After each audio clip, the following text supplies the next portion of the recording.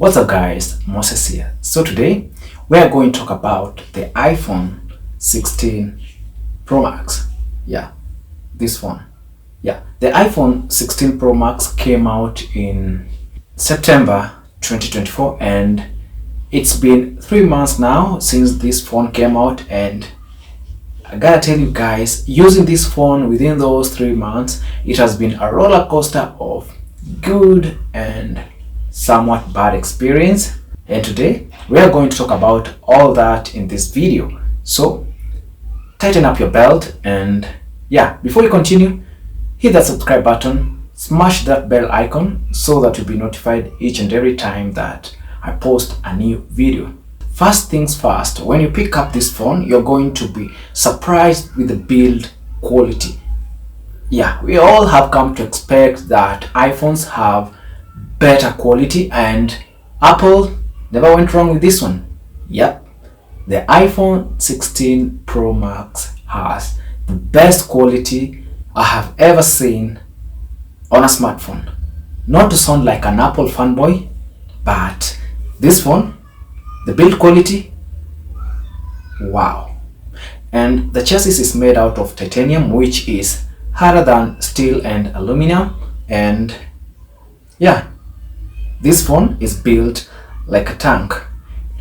When we're talking about the build quality, Apple came up with a clever idea whereby the back glass is also removable on these newer iPhones. When you break that back cover, there's no need of changing the whole case. You just have to change the back glass and voila, yeah, which is going to save cost or to cut costs on repair cost of this already amazing phone.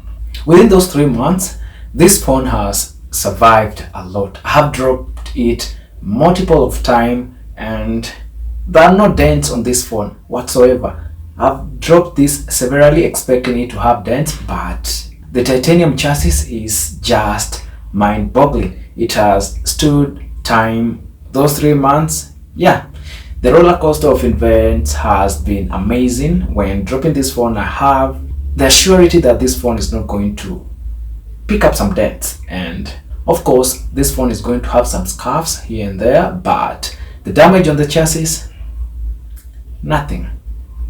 Yep, nothing at all. Another thing that has impressed me within those 3 months, it has been cameras.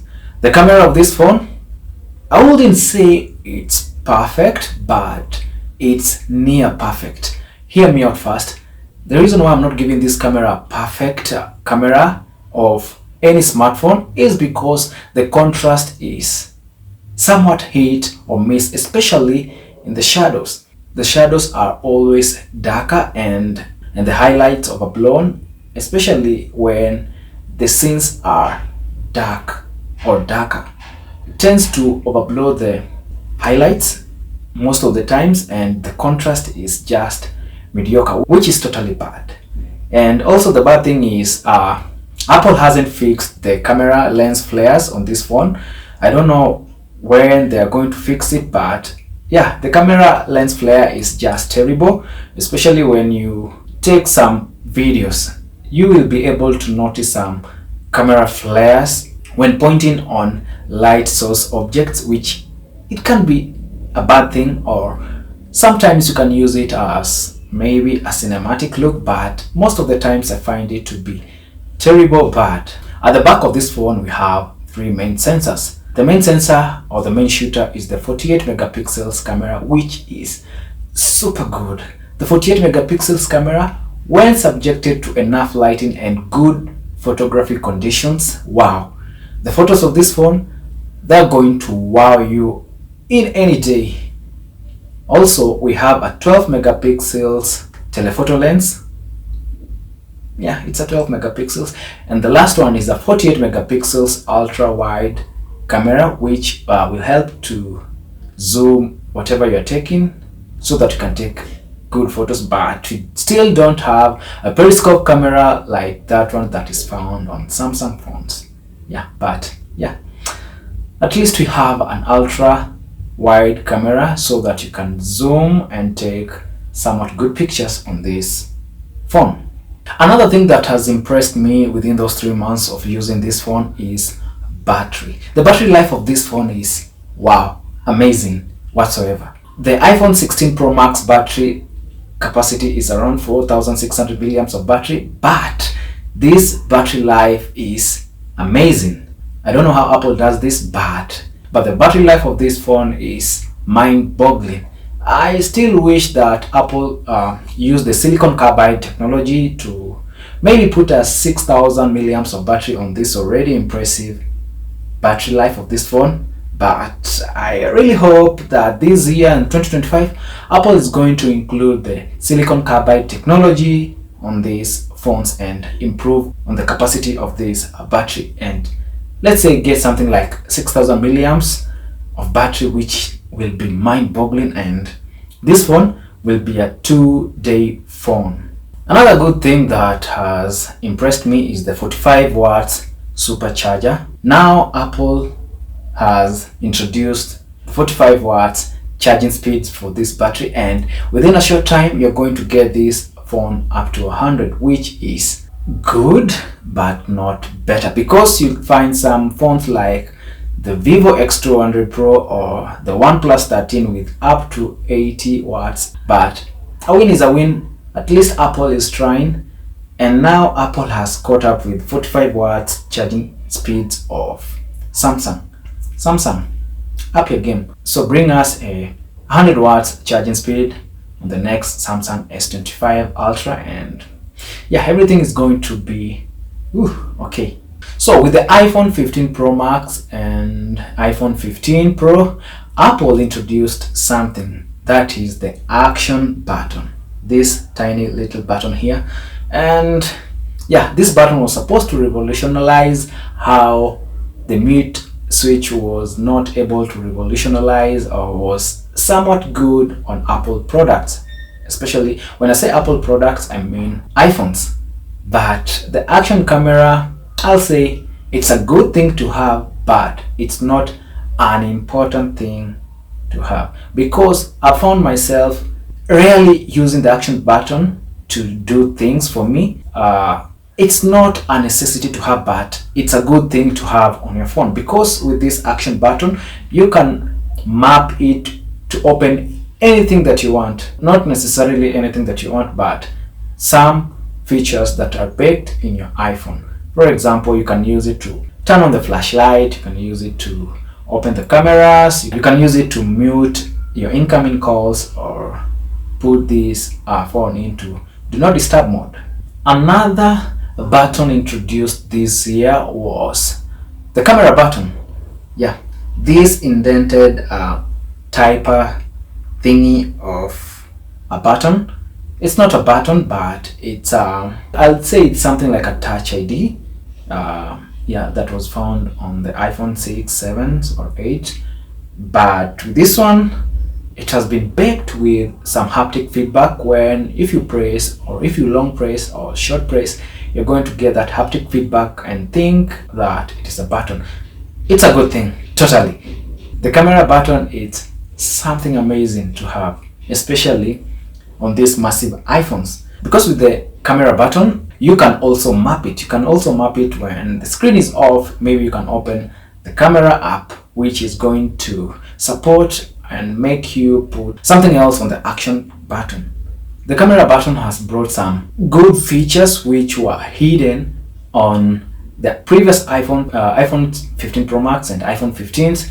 It has brought those features to light, because with this button you can short press it or long press it to open some wider array of things. You can also use it to capture fast moving objects. Yeah, before I forget, the capture speed of this camera, it's mind-boggling. Yeah, you can capture fast moving objects using this camera, and you're not going to have those blur movement shots, which are always bad. So that's a plus for Apple for introducing the action button. I see many manufacturers, especially in 2025, are going to adopt this camera button thingy, which will be good for consumers. I was keeping the best thing for last.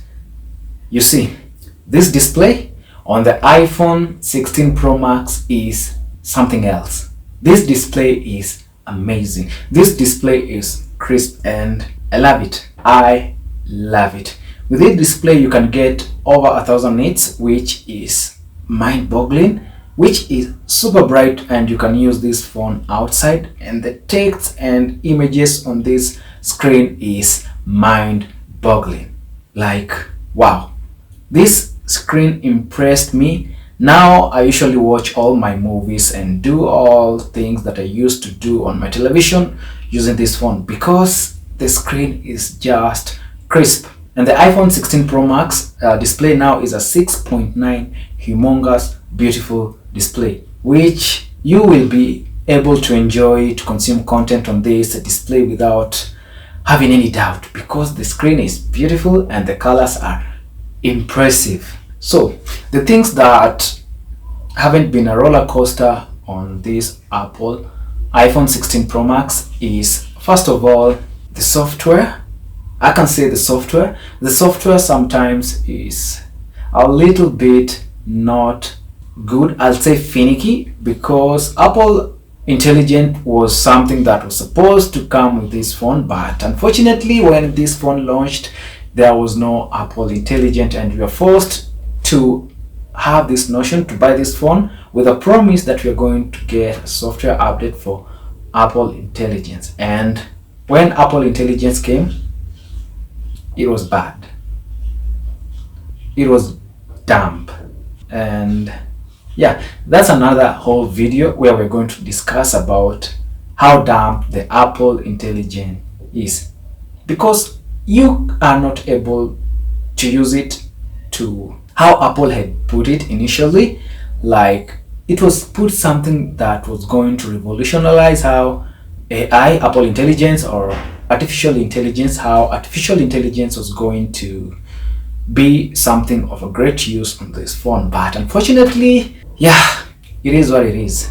So that has been a bad experience. But this phone, other than Apple Intelligence and the finicky software where nowadays Apple is turning to be Android and Android is turning to be Apple, yeah, it's a whole lot of thing. Now with Apple, you can move all the icons or resize the notification panel to however you feel, which I think it's a good thing, but also a bad thing, because Apple had vulgarized this thing called Apple OS into something like a brick where you are not allowed to do certain things, but those things were still working. Other than that, this is a solid phone 3 or 4 months down the line, and I love it. I will buy this phone today. I'll buy this phone again. It's not about the phone, it's a somewhat impressive phone when you don't think about Apple Intelligence. So hey guys, hope you enjoyed this video, and yeah, if I missed something, be generous enough and leave it in the comment section below and let me know how your iPhone 16 Pro Max experience has been for the past 3 or 4 months. And yeah, I'll see you in the next one. Peace.